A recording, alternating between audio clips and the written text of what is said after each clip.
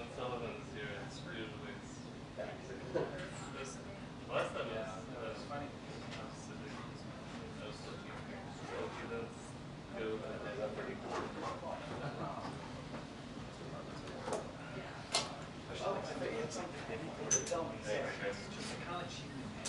Okay, I'm literally just getting my gear.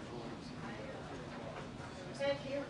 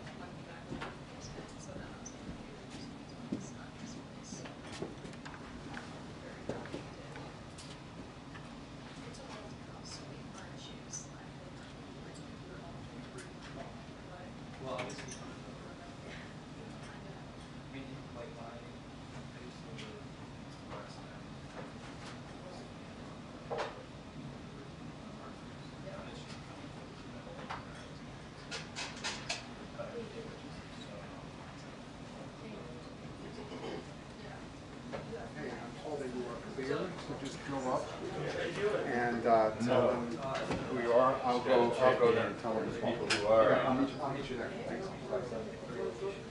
Working's good. Yes, it's busy. Getting busier. How about you? New Year. New Year coming Okay. Yeah, you look great. That's a great outfit. Thank you very much. Happy New Year. You're very kind. Thank you. Thank you very much.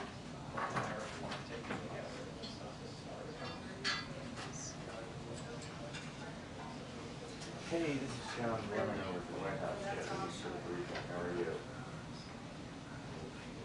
All right, all right. Thank you.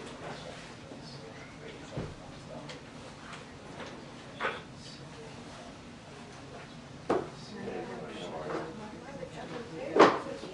you?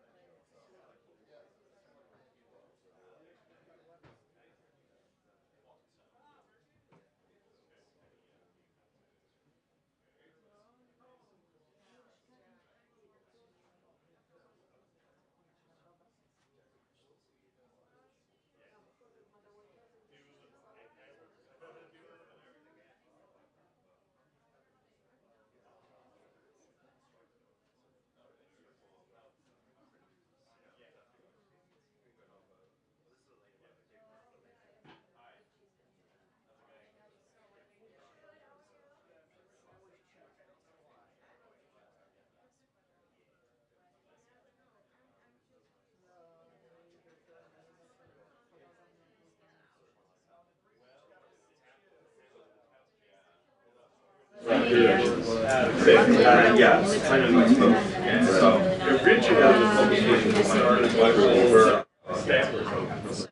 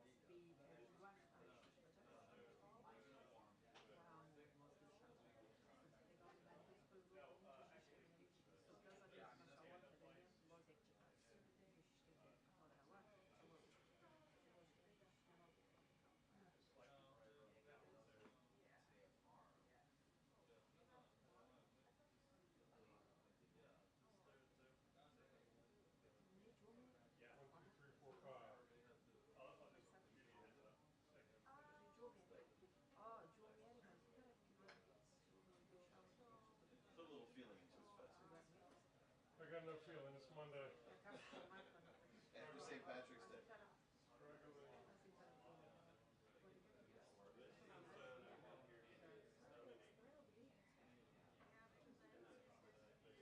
Look how I feel.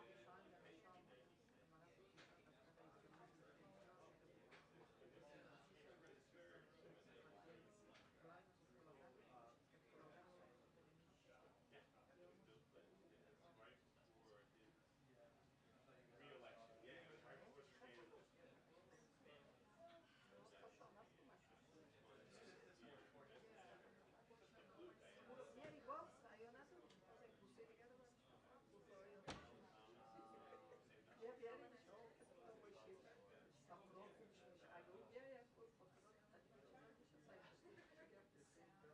You dial in, Craig? Let me see if they actually are out of the It sounds like open line. non c'era mica una No, we're in a commercial right now. That's why. So I was ordering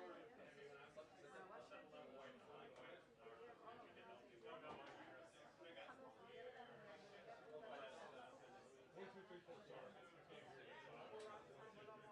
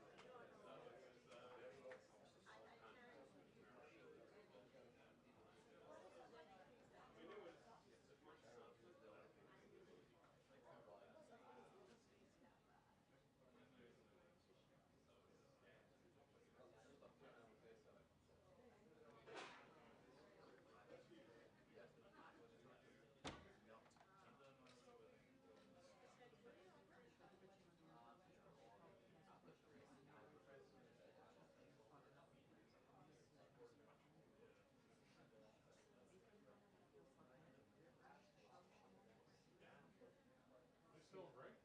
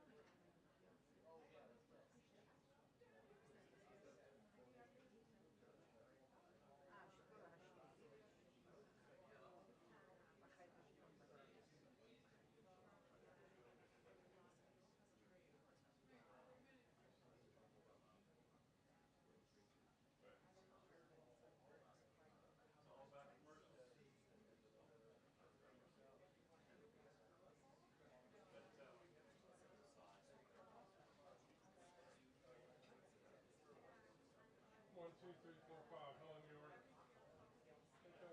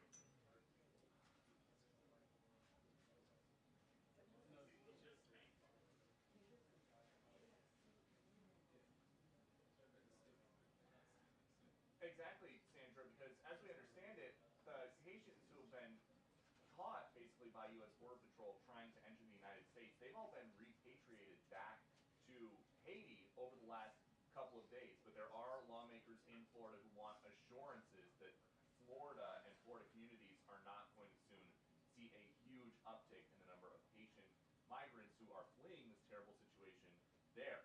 Something else that we're going to hear at this briefing about is this President Biden and Benjamin Netanyahu phone call today. Believe it or not, despite all the stuff that we've heard from the president in scripts and also on hot mics, he has not talked to Benjamin Netanyahu in 32 days. That is as long as they've gone not talking since October 7th. Sandra? Thanks.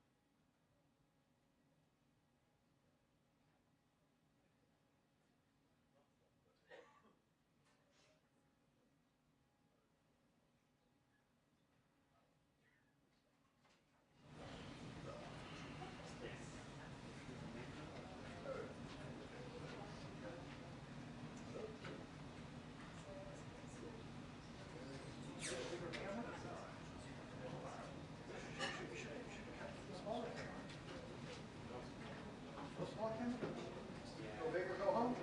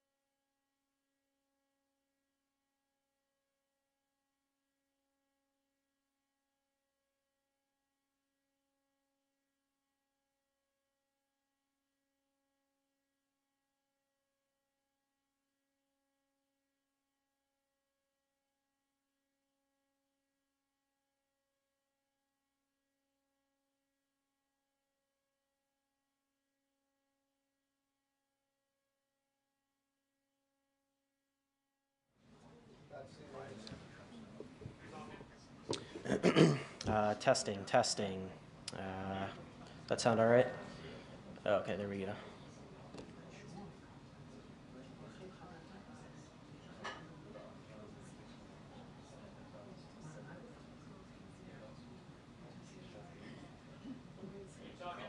All right, 1, 2, 3, 4, 5. Testing, testing. Check 1, 2. How are we doing? Testing, testing. Check 1, 2. Okay. We good?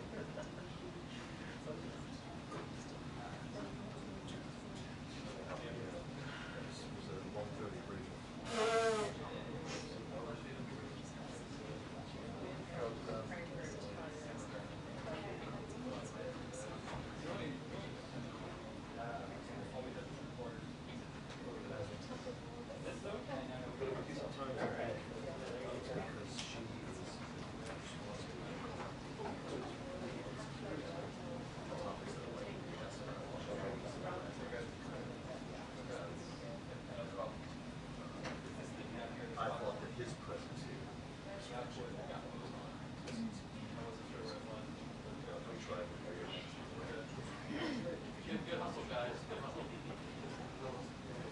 I just wanted to get Corey off his desk.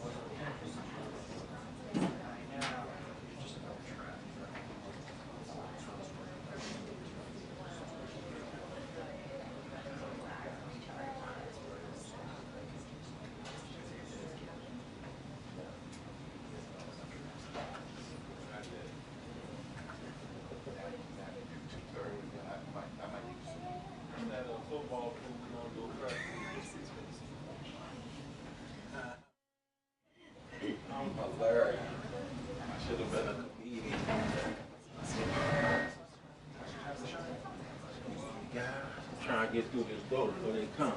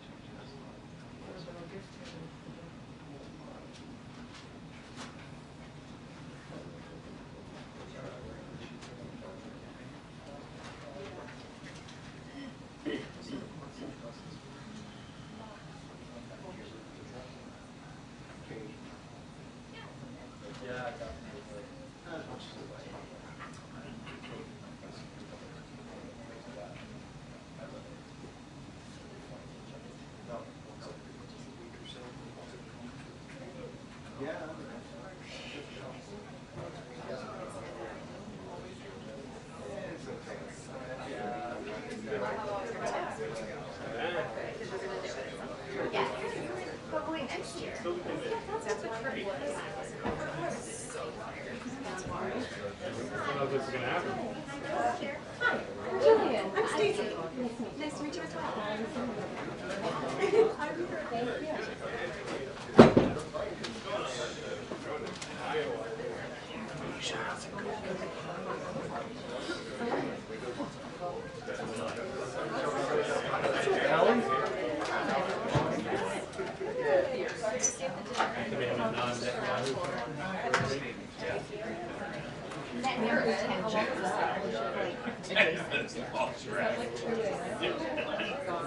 I was like 12:30 and I was like exhausted. I didn't get about 5 a.m.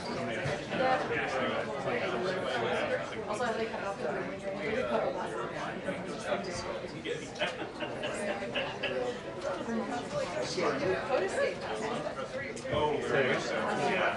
Oh, yeah. And if I got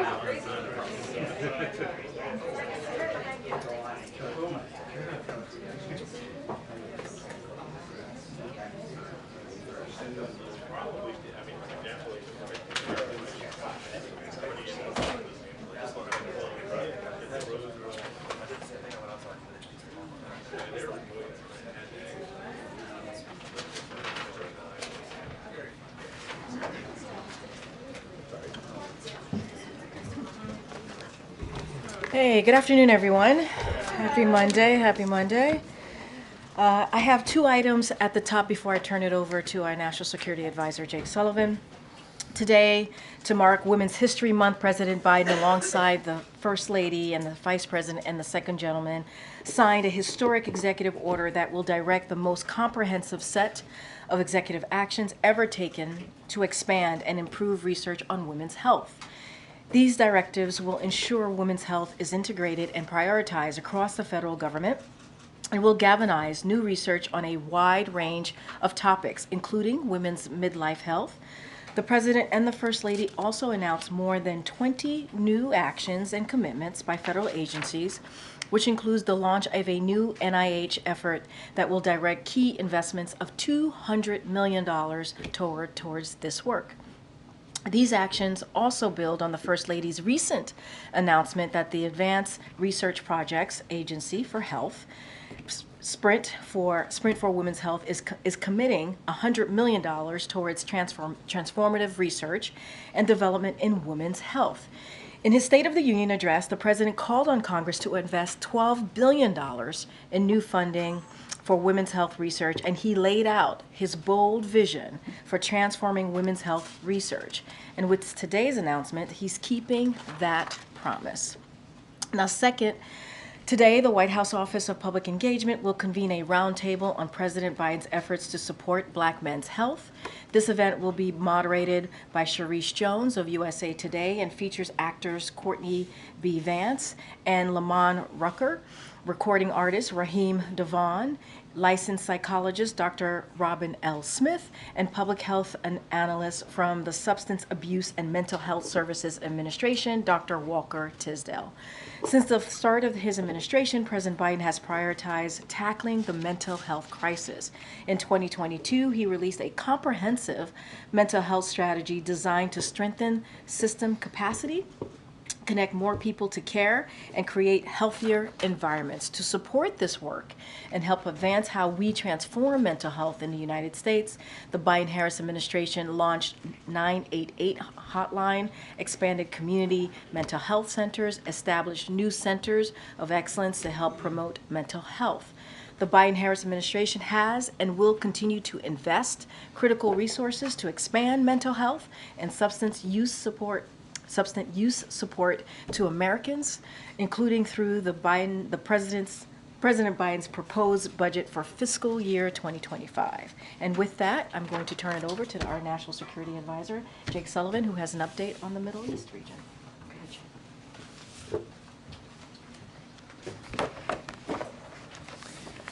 Thank you. Thank you, Karine, and thanks, everybody. I've got a few opening comments, and then I'd be happy to take your questions. Earlier today, President Biden spoke with Prime Minister Netanyahu, as you all have heard. The two leaders discussed the latest developments in Israel and Gaza, and they spoke about the state of Israel's military operations.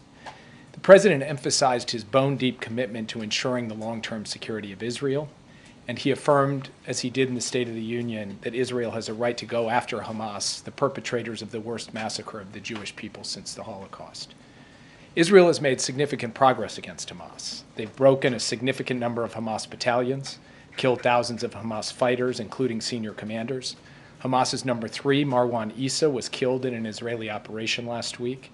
The rest of the top leaders are in hiding, likely deep in the Hamas tunnel network. And justice will come for them too, and we are helping to ensure that. At the same time, more innocent civilians have died in this conflict, in this military operation, than in all of the wars in Gaza combined, including thousands of children. A humanitarian crisis has descended across Gaza, and anarchy reigns in areas that Israel's military has cleared but not stabilized. When the president visited Israel on October 18th, the first U.S. president to make a wartime visit to Israel, I might add, he said both privately and publicly that the United States has learned a vital lesson over the course of several wars. A military plan cannot succeed without an integrated humanitarian plan and political plan. And the president has repeatedly made the point that continuing military operations need to be connected to a clear strategic endgame. The president told the prime minister again today that we share the goal of defeating Hamas, but we just believe you need a coherent and sustainable strategy to make that happen. Now, instead of pause to reevaluate where things stand in the campaign and what adjustments are needed to achieve long-term success, instead of a focus on stabilizing the areas of Gaza that Israel has cleared so that Hamas does not regenerate and retake territory that Israel has already cleared, the Israeli government is now talking about launching a major military operation in Rafa. The president and the prime minister spoke at length about Rafa today. The president explained why he is so deeply concerned about the prospect of Israel conducting major military operations in Rafa of the kind it conducted in Gaza City and Khan Yunis. First, more than 1 million people have taken refuge in Rafa. They went from Gaza City to Khan Yunis and then to Rafa. And they have nowhere else to go. Gaza's other major cities have largely been destroyed. And Israel has not presented us or the world with a plan for how or where they would safely move those civilians, let alone feed and house them and ensure access to basic things like sanitation. Second, Rafa is a primary entry point for humanitarian assistance into Gaza from Egypt and from Israel. An invasion would shut that down, or at least put it at grave risk, right at the moment when it is most sorely needed. Third, Rafa is on the border with Egypt, which has voiced its deep alarm over a major military operation there, and has even raised questions about its future relationship with Israel as a result of any impending military operation. Now, the president has rejected, and did again today, the straw man that raising questions about Rafa is the same as raising questions about defeating Hamas. That's just nonsense. Our position is that Hamas should not be allowed a safe haven in Rafa or anywhere else. But a major ground operation there would be a mistake. It would lead to more innocent civilian deaths, worsen the already dire humanitarian crisis, deepen the anarchy in Gaza, and further isolate Israel internationally. More importantly, the key goals Israel wants to achieve in Rafa can be done by other means. On the call today, President Biden asked the Prime Minister to send a senior interagency team composed of military, intelligence, and humanitarian officials to Washington in the coming days to hear U.S. concerns about Israel's current Rafa planning and to lay out an alternative approach that would target key Hamas elements in Rafa and secure the Egypt-Gaza border without a major ground invasion. The Prime Minister agreed that he would send a team. Obviously, he has his own point of view on a Rafa operation, but he agreed that he would send a team to Washington to have this discussion and have this engagement. And we look forward to those discussions. The President and the Prime Minister also discussed the ongoing negotiations for an immediate ceasefire for several weeks in return for releasing hostages currently being held by Hamas and other militants in Gaza. We would look to build on that ceasefire into something more enduring and use the space created by a cessation of hostilities to surge humanitarian assistance at a vital moment. So far, this deal has been more elusive than we would have hoped, but we will keep pressing because we regard this as an urgent priority. As I've said before, Hamas could, of course, end this crisis tomorrow if it chose to do so. And as I've said before, far too little of the energy and the pressure to end this conflict has been applied to Hamas. We will keep pointing that out. The President and the Prime Minister agreed to stay in close touch in the days and weeks ahead on all of these issues, and of course, their teams are in daily contact on every element of this crisis, as well as the other threats that Israel faces from around the region and the shared threats that the United States, Israel, and others of our allies and partners face from Iran and its proxy forces across the Middle East. And with that, I'd be happy to take your questions. Yeah. Jake, you mentioned that the ceasefire deal had been elusive. Understand that Hamas put a proposal forward. Is that still what you guys are working with, and is that still a live option at this point? Hamas has put a proposal on the table. This is after Israel, working with Qatar, Egypt, and the United States, had indicated a willingness to move forward on a 6-week ceasefire in return for the release of a number of hostages, leading to further phases from there, and Hamas having given us nothing for quite some time. And the last time I stood at this podium, I pointed out something I believe today. If Hamas just handed over the elderly, the women, and the wounded tomorrow, there would be a 6-week ceasefire. They've put a proposal on the table where they've added a series of other conditions as well. Now, the Israeli government has responded by saying they can't just accept that. They regard some of those conditions as going too far, but that's what a negotiation is about. So as we speak today, in Qatar, you have teams from Israel, Qatar, and Egypt sitting down and banging through those details to try to arrive at an outcome over the next few days where there is actually a deal. And we believe that those discussions are very live, that a deal is possible, that we should be able to achieve it, and that it is the best way both to get hostages home and to alleviate the suffering of the civilians in Gaza. And from our perspective, we, the United States, are going to keep pushing on that, and the President had the opportunity to discuss that with the Prime Minister today. And Jake, why did the President feel that this was an appropriate time for this delegation to come from Israel, and why did he feel that these conversations would succeed in ways that your outreach to the Israeli government have not previously?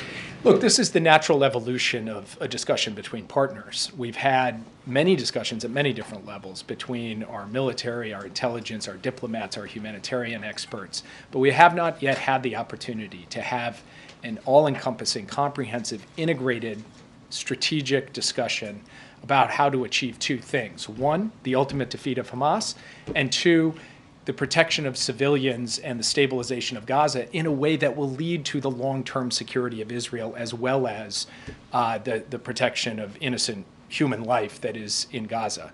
So from the President's perspective, we've arrived at a point where each side has been making clear to the other its perspective, its view, and now we really need to get down to brass tacks and have the chance for a delegation from each side on an integrated basis, everyone sitting around the same table, talking through the way forward. And from the U.S. perspective, this is not a question of defeating Hamas. And anytime I hear an argument that says, if you don't smash into Rafa, you can't defeat Hamas, I say that is a straw man. Our view is that there are ways for Israel to prevail in this conflict, to secure its long-term future, to end the terror threat from Gaza, and not smash into Rafa. That's what we're going to present in this integrated way when this team comes. We'll have it back and forth, and we'll let you know how that unfolds as we go forward. Yeah. Can you describe the tone of the call? There have been reports that they can be very tense, that they have ended abruptly. Can you sort of characterize what the tone was? And then also, did the President say that an invasion of Rafa is his red line? And what does that mean? I went over the red line issue, which I know is the obsession of this group last week. I've got nothing more to say on that front, as you know, particularly for me. I think that's something that is posed in your questions. It's not stated as a declaration of our policy, and we've made that clear. With respect to the call, I'm probably not the best person to, give a kind of assessment of body language and tone. I can confirm it did not end abruptly. It ended in a totally normal way when they had each gotten through all of their points. And I would say it was very businesslike. Each of them recognize that we are at a critical moment in this conflict. They share a common objective, that is for Israel to prevail over Hamas. And they have a different perspective on this operation in Rafa, and they went into some detail on that and had the opportunity really to elaborate each of their respective views in a full-throated way, in the way they always do when President Biden and Prime Minister Netanyahu talk. So in that sense, I would say this call was much like previous calls that the two of them have had. They each agreed to have the teams get together, and then they agreed that the two of them would stay in touch as we go forward. Yeah. Thank you, Jake. The deadline for Israel to comply with the National Security Memorandum 20 is coming up on Sunday. has Israel responded in writing?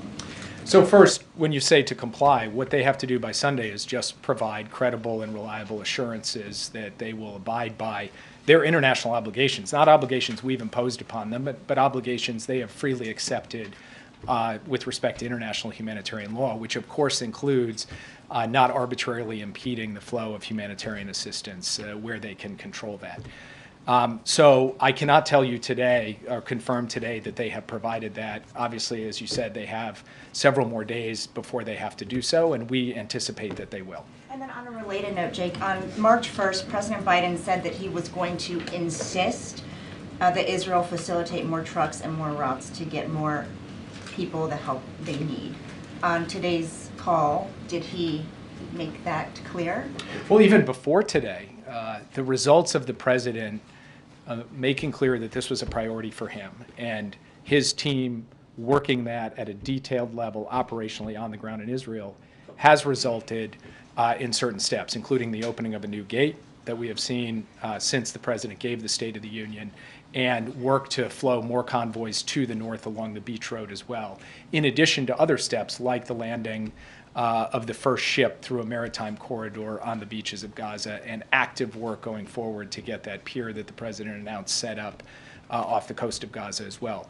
So we have taken steps. The president reaffirmed today the need for Israel to do everything in its power, and even more than it has already done, to address the humanitarian crisis. And obviously we saw a UN report today which Director Power of USAID spoke to quite eloquently. It's an alarming report about a possible impending famine if everyone doesn't do their responsibility to ensure we address that. That starts first and foremost with Israel, who has an obligation to step up and ensure that more is done to deliver food to starving people in northern Gaza. But it's also incumbent on us, the United States, and the rest of the international community to step up as well. We're proud to be the largest contributor of humanitarian assistance to Gaza, but there's more we can do, and there's more others can do as well. This has to be an all-hands-on-deck effort. Yeah. Thank you, Jay. Given that alarming report that famine right now is imminent and the humanitarian catastrophe there, are words enough when it comes to discussions with Israel? Does there need to be some conditions put on military aid? Well, first, obviously words aren't enough. It's action that matters. And the action that matters is flowing trucks and ships worth of humanitarian assistance, particularly food, water, and medicine to people who are gravely in need of it, as elaborated in that report. As I said, in the last few days, we've seen some steps forward. We need to see those sustained. We need to see them built on. But ultimately, our judgment comes down not to pledges or promises or words. It comes down to action, and we're going to continue to press on Israel to see the kind of action we want to see, and then we're going to take responsibility to do our part, and that's, for example, what the temporary pier is all about. Reports that more than 20 people have been killed in that hospital attack. How confident is the U.S. that Israel is doing everything in its power to protect civilians? I'd make 3 points about the reports of the attack at Al-Shifa Hospital overnight, last night and into today. First, Israel states that it was going after senior Hamas commanders and Hamas militants, and it is clear that Hamas fired back at Israel from that hospital. Second, we have seen Hamas, over the course of this conflict, use civilian facilities, including hospitals, to store weapons for command and control and to house fighters. And that places an added burden on Israel that very few militaries have to deal with: an entrenched insurgency, a terrorist group using the shield of civilian institutions to protect themselves during a fight, rather than meeting Israel on some open field of battle. And then third, it also tells us something else that of some concern that I spoke to in my opening comments. Israel cleared Shifa once. Hamas came back into Shifa, which raises questions about how to ensure a sustainable campaign against Hamas so that it cannot regenerate, cannot retake territory. And from our perspective, it is connecting Israel's objective to a sustainable strategy that is the vital thing we need to focus on right now, rather than have Israel go smash into Rafa. And that is what the president talked to the prime minister about today. Yeah. During the call, did the president threaten at any point to withhold military aid to Israel if Israel moves into Rafa or a famine does ensue in Gaza? The president didn't make threats. What the president said today was, I want you to understand, Mr. Prime Minister, exactly where I am on this. I am for the defeat of Hamas. I believe that they are an evil terrorist group with not just Israeli, but American blood on their hands. At the same time, I believe that to get to that, you need a strategy that works. And that strategy should not involve a major military operation that puts thousands and thousands of lives, civilian, innocent lives at risk in Rafa. There is a better way. Send your team to Washington. Let's talk about it. We'll lay out for you what we believe is a better way, and I will leave it at that. And they talk about Senator Schumer's call for new elections, and what did the president say about that? So the Prime Minister did raise his concerns about a variety of things that have come out in the American press. I'm not going to talk specifically about any one of them because I want to, let the Prime Minister speak for himself and also protect the discretion of the call. And I will just say that from President Biden's perspective, this is not a question of politics. It's not a question of public statements. It's a question of policy and strategy. That's what he's focused on. That's what he was focused on in the call. Yeah. Can you give us any detail on the timing of this meeting here in Washington? Is that in the coming days and weeks? And is it your expectation, or did Israel commit to not proceeding with any Rafah invasion until that meeting takes place? Or is that unclear? We have every expectation that they're not going to proceed with a major military operation in Rafah until we have that conversation. And they talked about as soon as the end of this week. It could be the beginning of next week. They have not fixed a particular date because each side needs to prepare effectively, but within that time frame, not a longer time frame. Sorry, just to clarify, that's your expectation, or did they explicitly commit on the call to not proceeding with the Rafah operation? I'm not going to put words in their mouth on this. I don't want to do that. You can ask them, but I think you will find that when asked, they will indicate to you that they're not going to go ahead with this before we've sat down and talked this all through. Yeah. Vladimir Putin in a press conference spoke about a possible Navalny prisoner swap. He said he claimed they'd agreed to exchange Navalny for prisoners in the West on the condition that Navalny never come back to Russia. Can you speak to this? Was there any plan in place? We have spoken to Russian officials over the course of months and years with respect to American detainees who are unjustly being held in Russia. We have not heard a Russian official raise Navalny as part of a prisoner swap in any of those conversations. So if this is something they were interested in, it certainly sounds like they're coming to it quite late. In fact, too late, obviously, since he's no longer alive, because we did not hear that from them before. Yeah. Thanks, Jake. Prime Minister Netanyahu was on CNN yesterday. He talked about having the support of the majority of the Israeli people for his policies, including going into Rafah.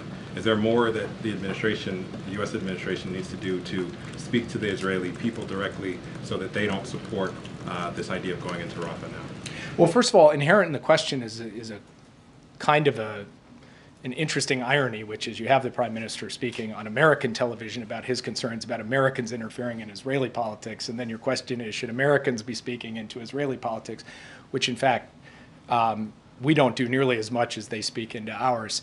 But that's not a constructive answer to your question, it's just an observation. In answer to your question, again, as I said before, from the President's perspective, this isn't really about politics or public opinion or public statements. This is about policy and strategy. And so the President's not focused on what's popular, what's not popular, how do you shape public opinion. He's interested in how do we get to the right result. And the right result is the enduring defeat of Hamas, a two-state solution that has a secure Israel and a Palestinian state that vindicates the aspirations of the Palestinian people, and a broader normalization of relations so that Israel also has peace with all of its Arab neighbors. He believes we need to drive to that outcome, and while it is true that many voices in Israel can't see that today, that is not going to alter the President's view from his perspective that that is what is not just in the U.S. national security interest, but it's really the only solution to Israel's future as a democratic Jewish state that is secure and at peace with its neighbors, including its most immediate neighbors, the Palestinian people. Yeah. Thank you, Jake. The head of UNRWA, Mr. Paul Lazzarini, said today that he was denied entry to Gaza. The day, which you mentioned the report, that northern Gaza is facing imminent famine. So is this an issue that you're raising with the Israelis? And on another question, there is 5,000, according to the ICRC, prisoners that's been missing. Nobody knows anything about them. They're being held by the Israelis, including doctors and journalists, and the arrest of one of our colleagues of Al Jazeera this morning as well. What can you do to push the Israelis to at least declare where are these prisoners so their families know where they are? Because most of them according to our knowledge, are civilians. So with respect to Mr. Lazarini's efforts to get into Gaza today, this is the first I'm hearing that he was denied access. Obviously, we'll inquire as to the circumstances of that. Second, with respect to the detention of an Al Jazeera journalist today, I've seen the reports. I saw them just recently before coming into this briefing room. I have not had the opportunity to raise that with my Israeli counterparts. We'll do so. Obviously, we believe that the protection of journalists and the capacity for journalists to do their jobs, even in difficult circumstances, even in war zones, must be protected. That's something this administration takes very seriously in all contexts. And then finally, we have regularly indicated to the Israeli government that they have a responsibility under international humanitarian law, not just with respect to the conduct of their military operations, but obviously with respect to the treatment of and access to prisoners in their custody. That's something that we will continue to remind them of as we go forward, even as we would also point out that the enemy they are fighting doesn't even come close to the same sport, let alone the same ballpark of caring a lick about anything to do with international humanitarian law. Yeah. After the State of the Union, the president was picked up on a hot mic saying he told Prime Minister Netanyahu they were going to have a come to Jesus moment. Given what you've said about their conversation today on the Rafa operation, was that this conversation today? I'm not going to characterize that on behalf of the president. I will just describe what happened in the conversation as I've done here today, and I'll let you all draw your own conclusions. Yeah. On the call at all? No comment. So why is it that it seems so hard for this administration to stand up more firmly to Benjamin Netanyahu? He has been ignoring many of your requests. He's now threatening to launch an offensive in Rafa. And the answer from the White House so far has been pretty soft, and the U.S. are still sending weapons to Israel. So it seems like there is a big cautiousness from the White House. That seems more like a statement than a question. Yeah. I have another question on President Macron. What do you make of his position becoming more hawkish and saying that he might send troops, not excluding the fact that he might send troops to Ukraine? I can't speak for President Macron. Obviously, he continues to make his points publicly, and obviously he has every right to do that. We've made our position clear, which is that we're not intending to send U.S. troops to Ukraine. President Biden actually reiterated that before the American people in the State of the Union, and we haven't wavered from that position. We're not wavering from it today. Yeah. Can you talk a bit about Niger? Niger yesterday suspended security cooperation with the U.S. Do you have any reaction? I think some of the things that they are saying is the U.S. Doesn't really approach them in the right way. They come with this arrogance, which is almost like a form of humiliation for the Biden administration. Do you have any reaction to the suspension of the security agreement with Niger? Well, you've seen what we've said on this subject, which is that we've seen the Facebook post from the CNSP, came out Saturday night. We're in touch with them. This obviously follows discussions we had with them about our concerns with their trajectory, and I'll leave it at that because those discussions with the authorities in Niger is ongoing. Yeah. Thank you so much. Coming back to Israel and the humanitarian situation in Gaza, we have now 1 million people faced with the risk of starvation, and aid is not getting in at the levels necessary to help those people. Who's responsible for that? And during this call, was there any kind of commitment from the part of the Israeli Prime Minister to let more aid come into Gaza? The Prime Minister indicated that he intends to push his government to have more aid come into Israel, but as I said to an earlier question, the issue is not statements or representations, it's action. It's whether more aid gets in. We've seen certain things over the past few days that represent steps forward, including the opening of this new gate, including other convoys that have gotten to the north, including throughput through Kerem Shalom and Rafa. But we've seen that before, and then numbers have dipped for a variety of reasons. Some to do with just the difficulty of moving aid around Gaza once it gets inside, as we've seen in tragic circumstances. And from our perspective, the key thing is that we need to flood the zone. We need to use every tool at our disposal, every land route, every possible number of trucks, as well as sea routes, as well as airdrops to get as much aid in as possible. Israel has a responsibility in this regard to facilitate the aid, and they can do more. The international community, including the United States, has a responsibility as well. We have done a significant number of things. We can do more. So from our point of view, this is an urgent undertaking, an urgent priority, and we will keep at it. Yeah. I have one on Russia and then a follow-up on Haiti, if possible. I know you said, when asked about President Putin's comments yesterday, that you hadn't heard of a Russian official raise Alexei Navalny as part of a prisoner swap. You said that they had come to the table too late. Is that a way of saying that negotiations for to release reporter Evan Gershkovich and Paul Whelan are not on the table? Are there any active efforts going on right now for that?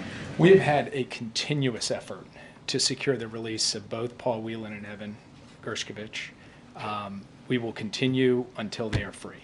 And that means regular communication at senior levels with the Russian Federation, making a series of offers, which we have done over time and will continue to do. So no, we have not slackened 1 inch in our zeal to get the two of them out. It remains an utmost priority of ours, and that work will continue, notwithstanding the tragic death of Alexei Navalny. Yeah. One more on Haiti. Sorry. The State Department announced this weekend that more than 30 Americans had been evacuated from Haiti, but they were evacuated from a northern city, not Port-au-Prince. And today the State Department said that more than 1,000 U.S. citizens have reached out asking about their options for departing the island. Are there plans for the U.S. to do more specifically out of the Port-au-Prince area? So first, my understanding is that more than 1,000 Americans have been in touch with the embassy to seek more information. Some number of those have asked for information about departing. Others have asked for information about how to remain safely, or if they choose to depart in the future, how they might do so. So the 1,000 is really a broad universe that encapsulates a number of different categories.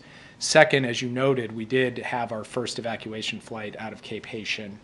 More than 30 U.S. citizens were on it, and we will look to continue to operate out of Cape Haitian for people to be able to leave from there. And then third, of course, if we determine that there is a secure way to move American citizens who want to leave Haiti out of the Port-au-Prince airport or out of some other route, we will do so. There's active planning for that. There's active analysis of the risks of doing so, but we will stay in close touch with every American citizen who wants to be in touch with us in Haiti and continue to look for options to ensure their safe passage out of the country should they choose to leave. Yeah.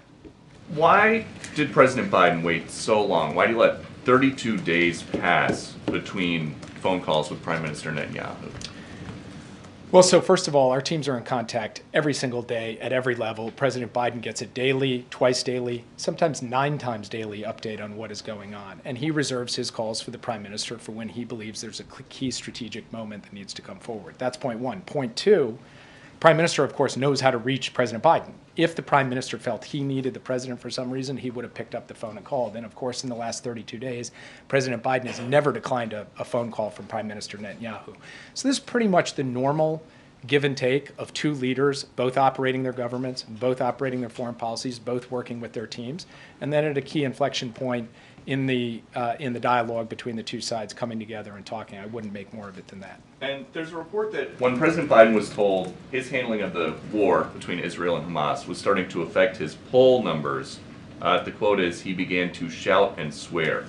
So when he does that, is he shouting and swearing about Netanyahu or about Hamas or about his poll numbers? This is the when did you stop beating your spouse question, because I don't think he ever did that.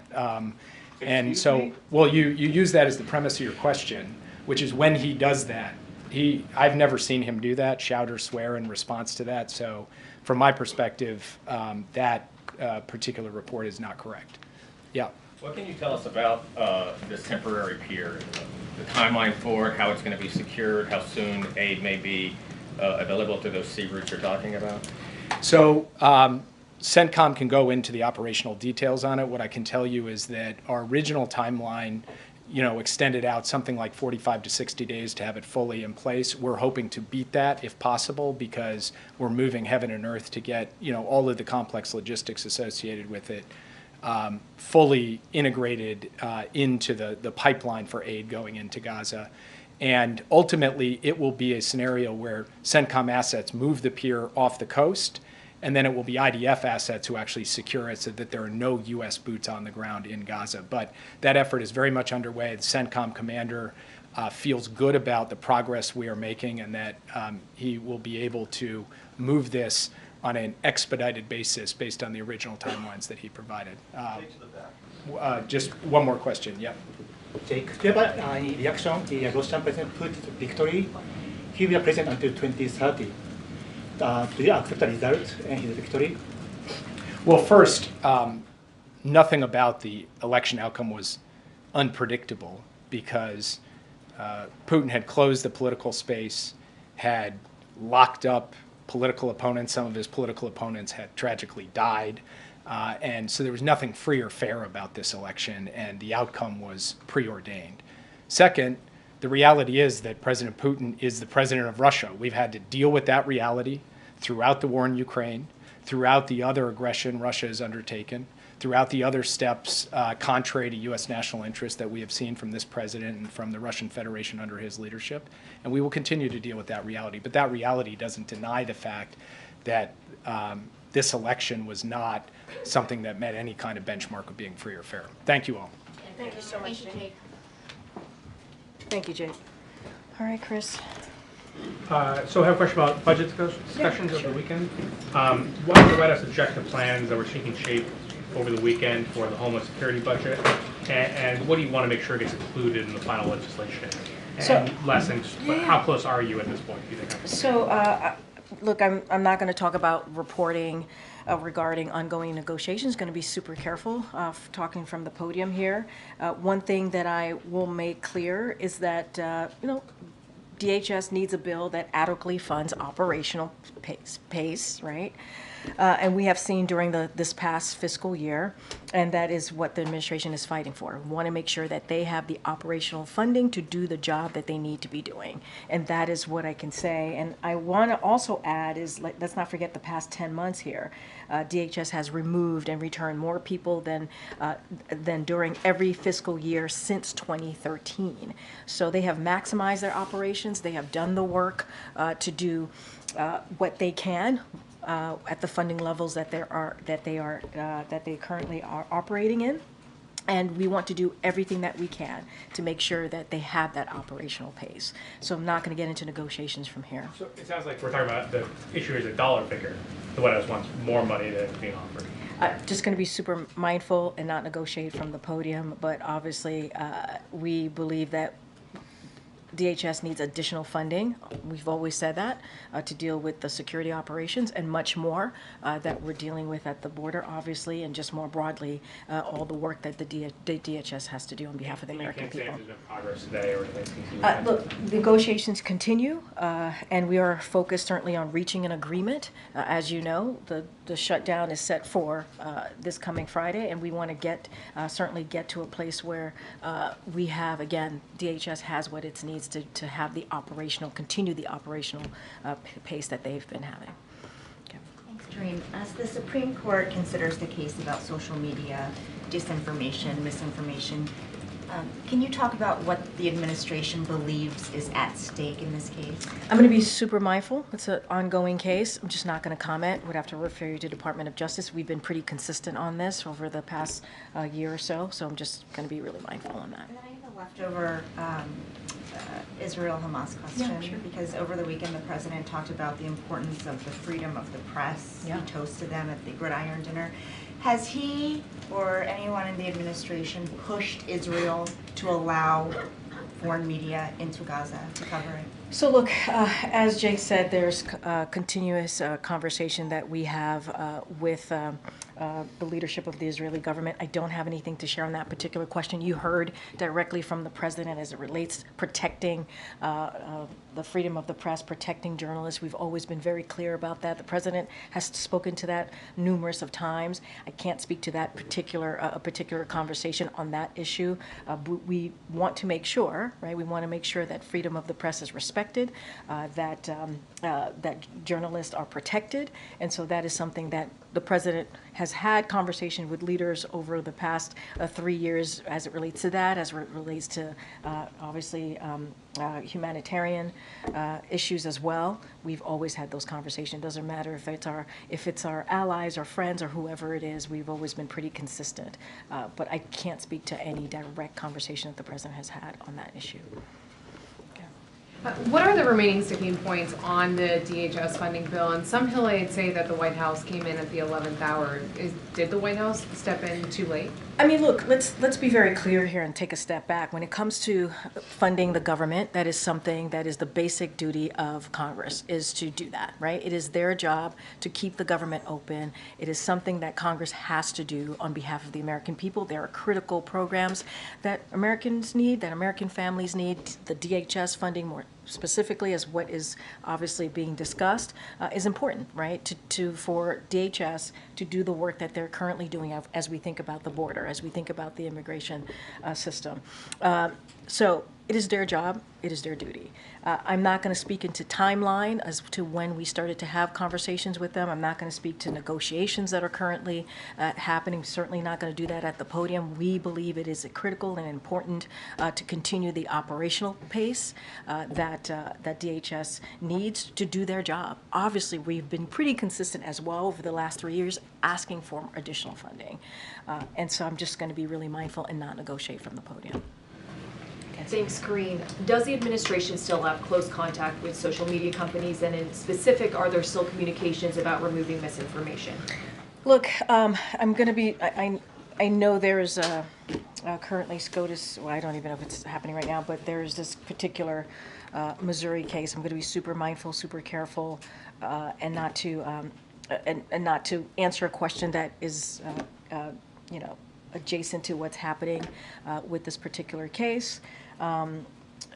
I don't have any conversations to speak to or to lay out to you about conversations with social media. Obviously, the president tries to communicate with Americans and meet them where they are. You see us do that pretty consistently. I just want to be super mindful as there's an ongoing case happening at this time. Even speaking about the particularities of the case, more broadly, can you talk about the administration's concerns on the kind of misinformation that's on social media?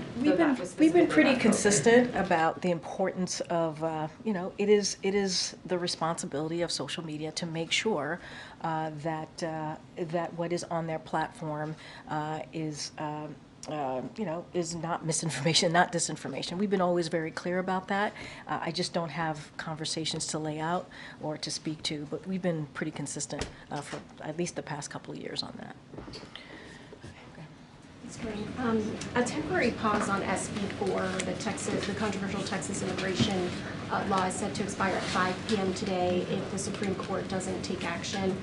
What is the administration's plans if that does go into effect? So a couple of things. Going to be really careful not to comment on not to comment beyond what the DOJ filings have laid out, so have shared with all of you. So I'll say this: I will point out that Department of Justice makes clear that SB4 is flatly inconsistent with the Supreme Court's decision in Arizona v. United States in 2012, and more than a century of additional precedent. But generally speaking, SB4 is just another example of what we have seen from the governor of Texas, Governor Abbott, attempting to politicize what's happening at the border, politicize obviously what's happening with the immigration system. And so, look, the president's going to be focused on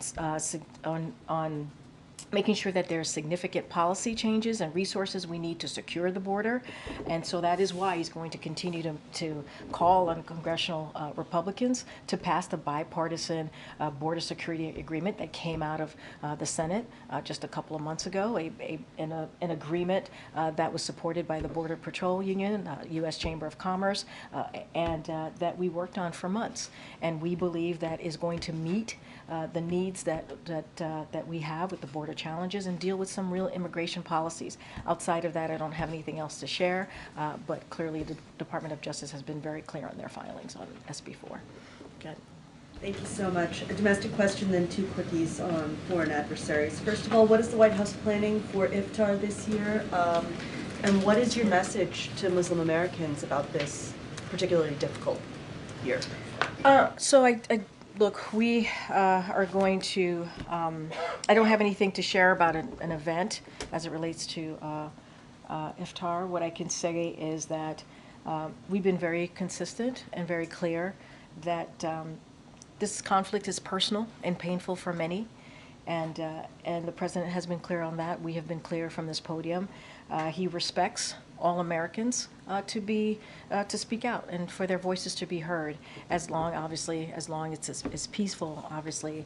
But we understand that it is a painful time for a number of communities. As you know, we've had White House senior White House officials meet with members of the different communities, whether it's Arab, Muslim, Palestinian communities, to talk about their views, to voice their concerns, and we welcome that. I just don't have anything to share on any events or beyond that.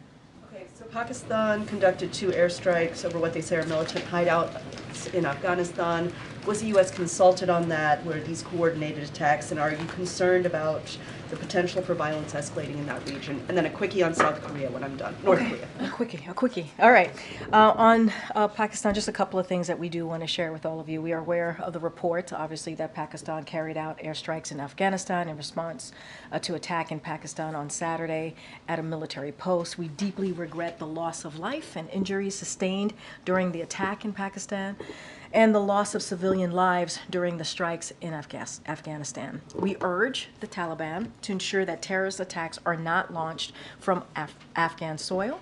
We urge Pakistan to exercise restraint and ensure civilians are not harmed in their counter-terrorism efforts. We urge both sides to address any differences through dialogue. We remain committed to ensuring that Afghanistan never again becomes a safe haven for terrorists who wish to harm United States or our other partners or allies. So we've made that very clear, and we're going to continue to be consistent. South Korean reports that North Korea sent 7,000 containers of munitions to Russia, and if so, what are the consequences of that? So I don't have anything, I have not seen those reports, so don't have anything to share on that. I want to be really mindful and careful on that one. Okay. Okay, thank you. Can you give us an update on the president's review of the China tariffs, whether that's nearing a decision point? You guys ask that question all the time, which I appreciate. I don't have anything to share at this time on that. Pivoting to the United Health hack, I'm wondering if you can give us the latest of the administration's view on whether that is nearing a resolution or if you're still in the thick of it, and whether it's possible to say whether you know yet whether American health data has been compromised by this hack. So I would have to refer you to HHS. I've seen the reporting, obviously, on this. Just don't have anything for you at this time beyond the reporting. Okay. I was just wondering if you could comment on the Russian elections and whether you see Putin as a legitimately elected president. Well, I think Jake Sullivan did a very good job speaking to this, and one of the things that he did say, obviously, Mr. Putin is the leader of Russia. He spoke to this extensively. The results, obviously, also were predetermined. No one is shocked by the results coming out of the elections there. I just don't have to add anything to add beyond what Jake Sullivan laid out pretty well here. Thanks, Karine. Technically, is it still possible to avoid a shutdown given the 72-hour review window that has to happen? Look, I think we have to be hopeful. This is obviously an administration that is hopeful and hopes that Congress gets to the bottom of this and gets to a point where we keep the government open. It is, again, their basic duty to do so. As you know, there's negotiations I've been asked about with the DHS. I'm not going to speak to them from here, but this is important. It's critical that we keep the government open. It's not just DHS. There's numbers of other programs that Americans need that we have to continue, and so this needs to get done. And then on the Israeli delegation that's coming, do we have a sense at this point of who is going to be leading that from their side or from the U.S. side? I don't have anything more to share on that. Obviously, as we get to a point where we're able to share more information on that, when that meeting's going to happen, who will be part of that meeting, we'll have more to share. I just don't have anything, any further details than what Jake shared from here earlier. And is it fair to understand from the detailed engagement that Biden is having with Netanyahu and with his government that this means that President Biden feels that the government is legitimate and should continue, and that engagement with them can bear more fruit than it has in the past? Say that legitimate. That Netanyahu's government is legitimate, that he still views him as the legitimate leader, and that his appeals to him. I mean, let's be clear. That is up to. Bibi Netanyahu is the Prime Minister of Israel. That is something that we know, right? That is something that is fact. that doesn't change anything. That is the reason why we've been in constant communication with the Israeli government from all levels, right? And so that has not changed, right? That is as far as. I asked because Schumer suggested that maybe should not longer. Look, that is something for, as it relates to any elections or anything like that, that's up to the Israeli government, right? That is something for them to decide. I can't speak to that. What I can speak to is the president and his involvement and his engagement. I think it's important that he had this conversation with the prime minister today about Rafa, about how we move forward. And so, Jake Sullivan did a really good job laying that out, what that's going to look like, how that conversation went.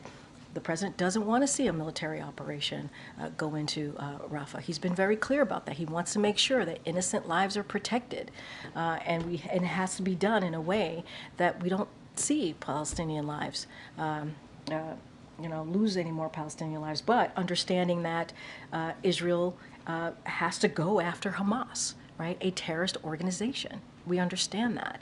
So there's going to be a conversation with both sides, obviously. It's going to happen. But I just don't have anything else to share further from that. Thanks, Karine. The president has quite a bit of travel this week. I was hoping you could tell us a little bit about what he's doing beside his political activity, as well as how he's going to be engaged with these ongoing negotiations to make sure there's not a shutdown. So look, I'm going to answer talk about the last part of your question first. Obviously, the president's always engaged, always communicating with his team. It doesn't matter where he is, if he's at the White House or anywhere else in this country or the world. He's president wherever he is. So I'll say that at the top. The president's going to be going to Reno and Las Vegas tomorrow. In Reno, he will participate in a campaign event. So obviously, I will refer you to the campaign for more details on that particular event. In Las Vegas, he will deliver remarks on lowering costs for American families, which is the priority as it relates to his economic plan on behalf of the American people. On Wednesday, the president will be in Phoenix and will deliver remarks on Investing in America agenda. This is part of a busy travel schedule following the State of the Union, where the president is hitting the road, meeting Americans, talking to them directly about how he sees his vision, how he sees the future of this country for, obviously, the American people. We'll certainly have more details to share. The specifics on the political parts of the trip, I would refer to the campaign. And there's one more question. Next week, the president is going to be going up to New York, meeting with former President Obama and former President Clinton. It's a campaign event, but there's a report that came out today about President Biden's relationship with President Obama, indicating that there might be some jealousy involved. I was wondering if you could speak to that. Let's be very clear. The two presidents, President Obama and President Biden, have a very good relationship. You all have seen it over the past several years. They're like family to each other, and I'm just not going to speak to reporting that we don't believe to be true. Thank you so much. Another foreign policy question. On Saturday, Niger decided to cut all military ties with the United States. Can you maybe explain what led to this decision, and how concerned are you that Niger is now one of these African countries seeking military cooperation with Russia instead of the United States? So a couple things. Jake spoke to this when he was here not moments ago. Let me just say two top lines about the situation in Niger first, which is since the coup last year, we sought to work with the Nigerian junta towards a democratic transition and our shared security interest. Last week, Assistant Secretary Fee, General Langley, and Assistant Secretary of Defense Wallander were in Niamey for frank conversation with the CNSP to explore how we can chart a common path forward and our concerns about the lack of progress towards a democratic transition and operational considerations for us to maintain a long-term security partnership as it relates to Russia, the Russian Federation's repeated violations of international law, to include its illegal invasion and ongoing war of aggression in Ukraine, represent a clear threat to the rule-based international system. So we are closely monitoring the Russian defense activities closely, obviously, in order to assess and mitigate potential risks to U.S. personnel, interests, and assets. And so that is how we are looking at that relationship in particular. Okay. Thanks, Karine. When will the president hold another news conference so we can ask a question of him without having helicopter noise or jet noise in the background?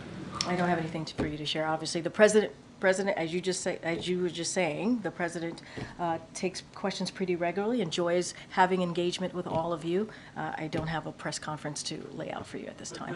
Is there talk of one? I don't have anything for you, but as I said, the president enjoys engaging with all of you on a regular basis, and he'll continue to do that. I think I have to go. I'll take your question last. Okay. Thank you. The North Carolina Lieutenant Governor and other state officials sent a White House letter about a wet Hagos who was arrested in the state last week. I'm wondering if... Say that one more time. Arrest of who? A wet Hagos in North Carolina last week. I'm wondering if the White House has seen the letter and if you have any information about it. I don't have anything to share on that particular letter. I'm happy to go back to the team and let you know. Thanks, everybody. See you on the road.